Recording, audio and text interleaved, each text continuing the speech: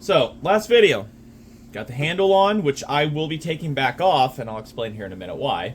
But also, taking that off, and pretty much I'm going to be telling you, we're converting this over to a Nova chip, if that's not what the video already said, what we're going to be doing. Pretty much a how-to, haphazard way of converting a SAW or maybe another small engine from points to a Nova chip. So, last video. Couldn't get spark out of the points no matter what I did. Hook a Nova chip up, great spark. Coil's good. That's what that tells me. I've spent off-camera time trying to diagnose what is going on with this point setup and everything. I have gapped them small, big, factory, you name it. I've done the whole thing. I spent probably an hour looking at this, cleaning stuff, testing grounds, if things are supposed to be grounding, what's not supposed to be grounding. Everything seems fine. Replaced the original condenser with a new old stock McCulloch one. That didn't do anything at all. I mean, I've cleaned all the points, I've checked everything, grounds, stuff, wires that are and aren't supposed to contact if the points are grounding when they're not supposed to.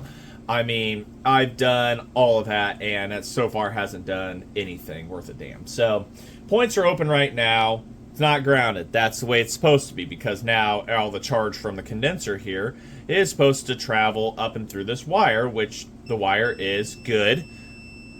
It's not grounding out to the body anywhere. You know, any bare metal here, stuff like that. So, that is good. That is a closed circuit. That's to go straight to the coil. So, the wire's not the problem whatsoever. Obviously, the condenser's not shorted out or anything because we're not hearing a eeet sound between the body and all the electrolytes and stuff or whatever's inside of that. So, that's good. You know, you pop it open, close, and everything. You can hear it closing. Close, open, close, open. When shut off, it's open. You know, obviously the points are working as they should.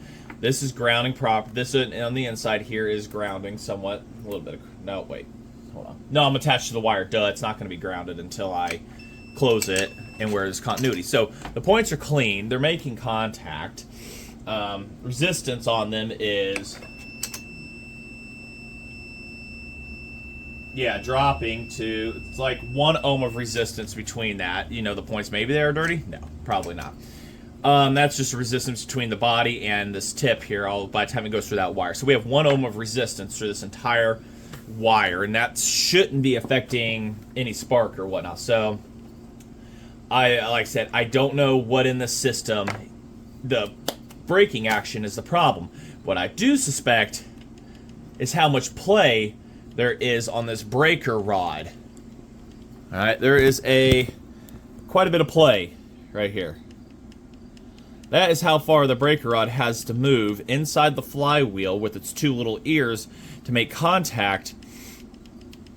So it has to move that much before it can actually start to get contact. And I don't know if it's firing so late on the system that it's causing it to just do a no spark. And you can't change the timing. I can't sit here and clock this in any way, shape, or form, really. But I'm thinking that's what it is. There's a plastic piece in here for the ears that goes into the flywheel. If you saw the last video, we showed that. You can't get it 180 out because there's a big and a small end. You can't put the big into the small end. It's not how it works. I've looked at it. It's opening when it should be around that time. It should, but it's just not happy enough for a point system. It's got to be within a certain time frame, and I don't think it's falling in there, unfortunately. The kill switch I've unhooked. I've hooked it up. That makes no difference whatsoever. Still no spark from that. But you hook up a Nova chip, boom, you get spark, you get fire. That's how we got it in the last video. So that is where we're coming to here. Is we're going to go ahead and Nova chip this. We're going to gut the point system out of this, and we're going to hook a Nova up, and by the time I make a cover or find a new cover for this, you're not going to know a thing. So, P, I know it's going to make some people mad. Oh, you're trying to source parts. You're not trying. It's not going to make a difference. We're after the fact that one of these saws runs. You know what it sounds like. You see what it cuts like, everything. A Nova chip's not going to make a difference whatsoever in that. It might advance the timing ever so slightly, and that might give it a little bit more power. You know, something that's turned 12,000 RPM.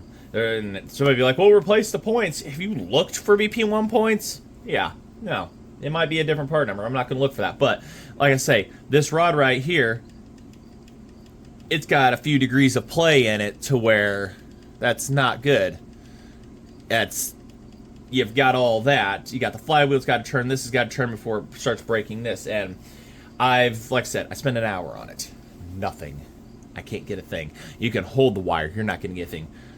So I've hooked the wire to the head. You're not going to get a thing. I hate it. That's unfortunate, but it's what I got to do. So I got to rip all this off.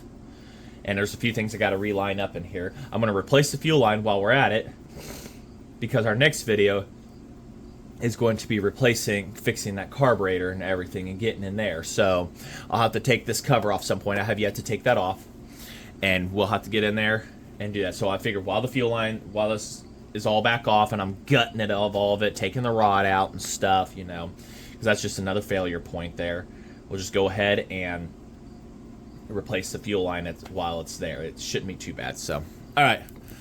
We'll get you up on a time lapse because you've seen me put it on. It's the same as taking it off. And like I said, we'll gut it out. When we get to the point of starting to feed the Nova chip. I mean, the Nova's pretty straightforward and simple. All right. You get a positive. You got a negative. Negative goes to ground, which is where that was at. Oh, look at that. That mark connection was great. But anyways, it goes to a ground. The positive, you hook to your, oh my gosh, everything is in the way today. There's a couple terminals on your coil right back here. All right, trying to look through the screen. You hook it to where the wire from your condenser hooks into. You unplug the wire from your condenser, you'll plug in the new wire into that. That's also where your shutoff switch is, because it'll ground it. Hook that in, you'll get spark. At least that's the way to test it. So, all right, let's go ahead, let's get started. Sorry about that there. I was about to choke on my own phlegm. I'm still draining from my sickness I had and everything. That was the worst. And look, guys, I found a stubby. I'm healing up good. All right. So, oh yeah, while I'm at it, that card, it was requested by a YouTuber. My mistake. This time I'm looking at the screen. There you go. I'll try to make a post here about it. There you go. That's how you contact Mark. Oh, goodness, I need to get something to drink. All right. Let's get this open real quick. We've got to get to the fuel line anyways. But I'm thinking I discovered that was the reason why it wouldn't run. It just straight up the points is done. It was having timing problems. It's the only thing I can suspect at this point. Put that back in. So, it's the only thing I suspect on it. I mean, the self-etching of this, I don't know if that's a replacement block. I couldn't tell you, but...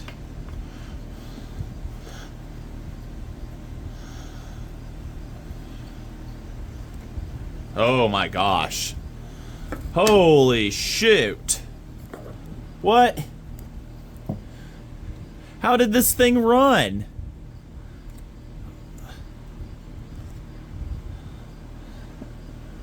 Oh, hey, look. It's got a high speed adjustment on it that the other one didn't have.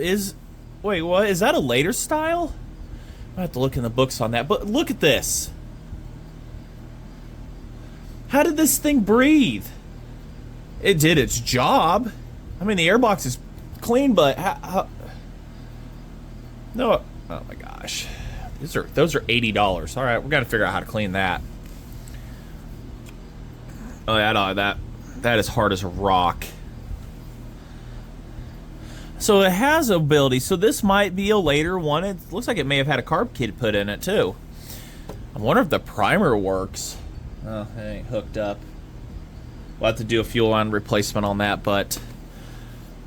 alright, so there is... no, it could be an early style where you could adjust this. Wow, that's nice. So I won't have to, put a hole in or something like I was going to do. You can adjust it right here on the fly. And then later they may have... I don't know, I'm going to have to look at the IPLs. Oh, wow, that was turned way out. Holy crap. That was like almost 3 turns, what, right? So there's half. 1. That's 1. That was like 2.5, 3 turns out. So she was definitely having some problems there. Somebody's trying to diagnose this fuel. We'll be doing our own dedicated carb rebuild here in a bit. So that'll be another video. This one, let's focus on converting us all over to points ignition. Not points, we're converting it to Nova, you jackwagon. I kind of had this weird idea because there was a guy that needed a carb for one of these, and these are actually similar to the looks like the old welders. Mine has a Tilly welder on it, but I'm wondering if you could fit a big old like Tilly carb or a WB carb or something on this. I don't even know where my Tilly carbs are. Well, here's an old flatback. Oh yeah, it's got the same spacing. You just put a big old flatback on that or something and call it a day. There you go. I don't know. All right, let's get to getting on this, tearing this handle off and everything.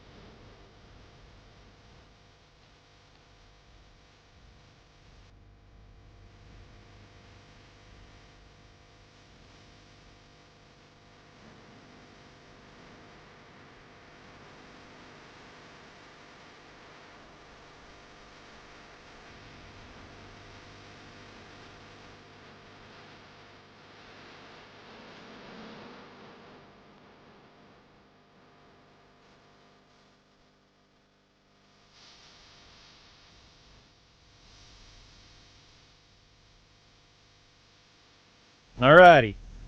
A little bit of that time was spent dealing with this damn thing again. There. A little bit of time was spent getting the on and off switch work right. It was working last time, and then I had to get back in there and dissect it and bend the little tab down. But either way, so spark plug. Also put the little rope guide back in here. The broken piece I had over here, it had the necessary parts, so that's why I got back into it, but also to use the original wiring. Anyways, we have spark. Turn it off. We have no spark. So I have a properly functioning on and off switch, and we have spark. So,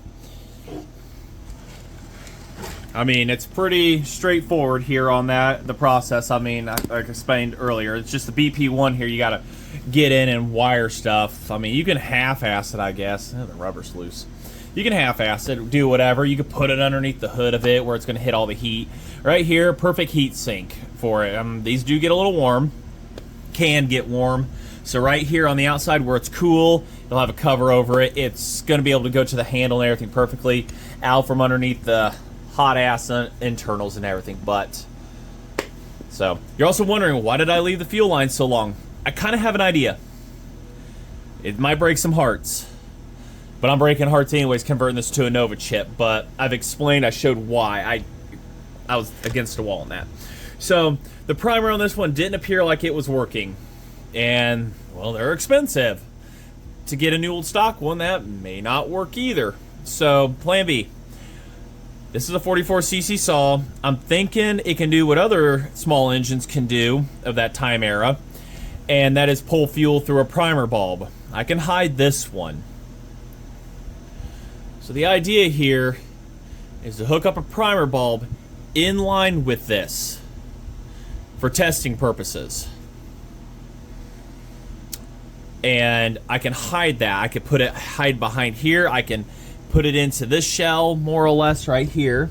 It's away from the flywheel. And I can use the original primer button here, like it'll mount to here, and I can use it to push. I'm not 100% sure on space here. Yeah, it might be a bit generous. Figure it out or something like that. Somewhere where I can hide a primer button in plain sight and be able to prime this up without using a squirt bottle, even if I guess, I don't know. That's kind of an idea I've got going. Just somewhere I can hide this and push it, and if this is enough, and it's the same fuel line, well, will be by the time I'm done, as this to feed it. And if enough can go through this primer bulb, then I don't see why I can't do that. A nice little trick and everything. Because the you have to have this. The fuel goes through this flawlessly and everything. It's this right here, the primer setup, is just shot. I'm thinking I can get away with something, some ideas here or something like that, but that's the goal here, to get in this, modernizing it, modernizing something like this. You know, it was rescued from Ravine, it was left for dead. One of the guy's buddies drug it out of the ravine, and you know, that's why I have it, because he did that. But converting these over is not hard at all. I mean, it's stupid simple to replace the points, and as you see in the situation here, it's just, it had to be done in order for this to run. So carburetor is going to be another video dedicated to it, and hopefully running and stuff. I've already proven that the carb kit works, but I need to make a dedicated video just for that for Brian. So that's going to be on the to-do list. I want to do a little bit of cleaning on this, so that will probably more or less be off-camera work, and start cleaning out this monstrosity of, was this ever replaced? I mean, it did its job, but it's to a point where this thing had to have been just running pig-rich, hard starts, and, well, ultimately ignition failure, a factory ignition failure. But by the time I get done with this, designing a cover, putting it over it, you're never going to know that's under there. But, alright, I'm yammering. Just want to say thanks for watching. And like I say, we'll have more of this and other projects I've got sitting behind me on the to-do list for y'all to watch. I really do read the comments. Sorry, I'm stuttering here. Still getting over the sickness. Whatnot. But get stuff cleaned up here. Go inside. Spend some time with the family and whatnot. So, say any questions, let me know. Like I say, positive to your coil, where the original wire from the condenser and everything went to, just that wire. I use the OE one right here. And then negative just to a ground.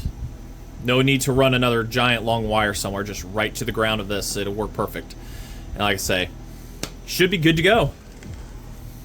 Other than getting the fuel system and giving this thing probably a WD-40 bath. So, alright, I'm yammering. Till then, thanks for watching. Well, of course we're going to try to start it. You know, concept.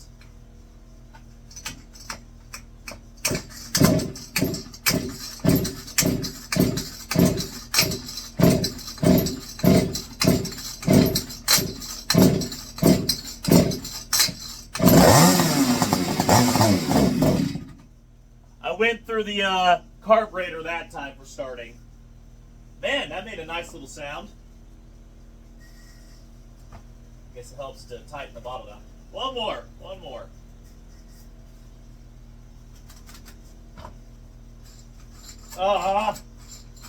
Oh, wait, I bet the starter pawls are stuck. First time it actually got revved up and they're all gummy. They are. It's a little gummy. Guess I should have lubricated those first. Give me a sec here.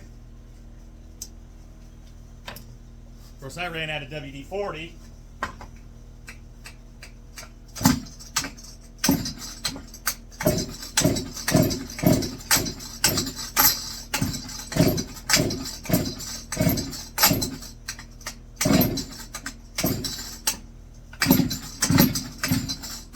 Wants to.